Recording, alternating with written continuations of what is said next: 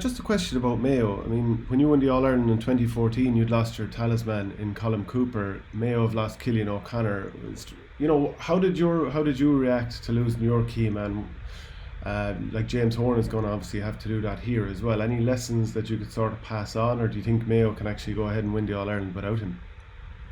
Yeah, look, I think he's a huge loss. I think, like everyone's saying, that like his scoring is off the charts, but outside of that, he leads their press and their tackling as well, and he's that's a big part of Mayo's identity and their effectiveness at how good they are at putting on pressure from the front. He leads that. He'll be a huge loss in that, and obviously then from the leadership point of view, because he is a big leader.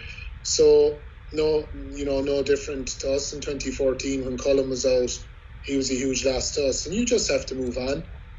I suppose a possible difference with us in 2014 was that we knew that Colm was out, mid to late February.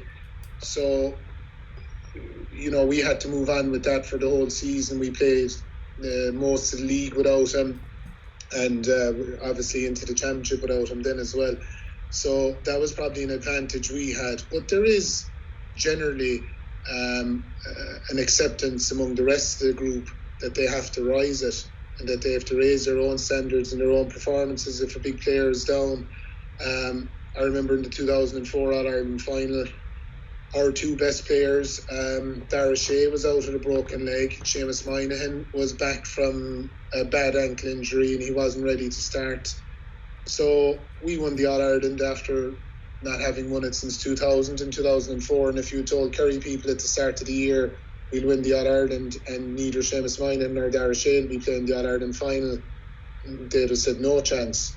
So I think there can be a thing where you lift the standards. Kieran Donaghy was missing as well in 2009 when Kerry won the All-Ireland.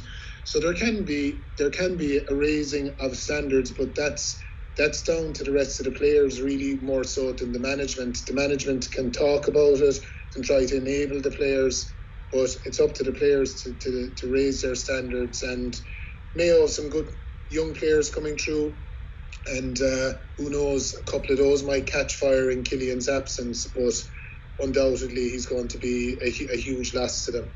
What do you take from the league game between Dublin and Kerry and Thurles? At the start of the second half, Dublin looked to be running away with it. They held the ball for like 4 or 5 minutes without Kerry touching it.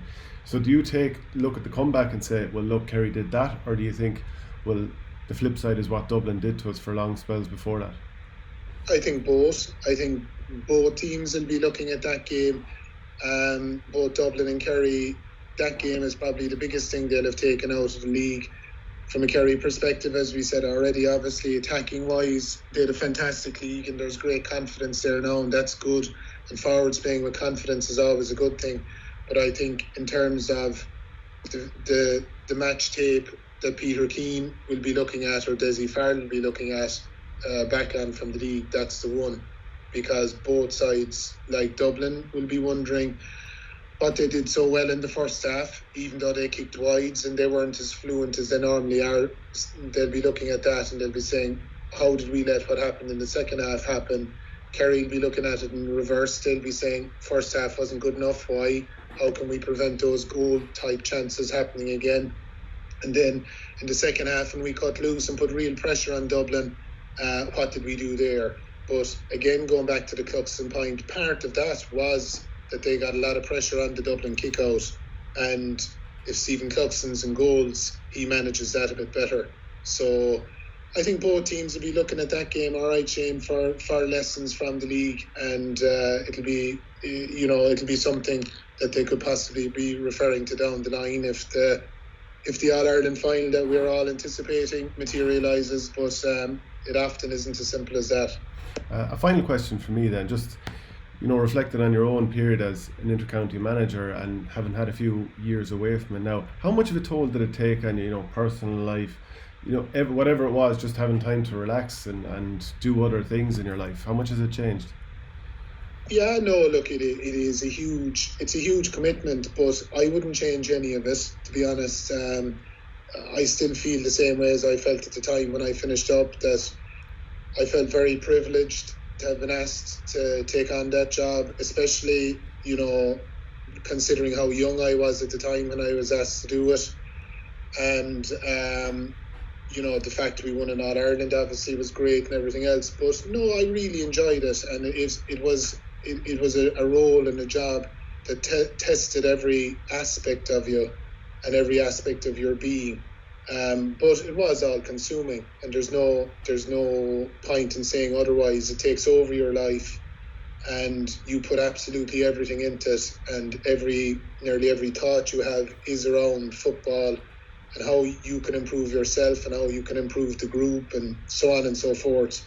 So stepping away from it, I do enjoy the extra time.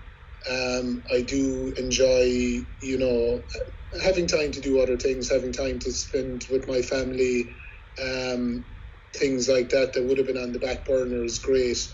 But I wouldn't change any of it, and I think that anyone's involved in it will probably say the same thing to you. When you're getting into it, it is going to consume you, and you just have to accept that. You need good people around you in your personal life. Obviously, my wife Tina was very understanding, and she allowed me to do it, really, in terms of her keeping everything going, allowed me to go at it. And I think it's probably the same for every intercounty manager. You need that support at home, you need that support at work to allow you to really go at it. So it is all consuming, but very, very enjoyable. But I'm enjoying my time away from it as well. Join the Our Game Supporters Club at Patreon for €5 per month to get audio podcasts of the Hurling and Football Show and much more exclusive material.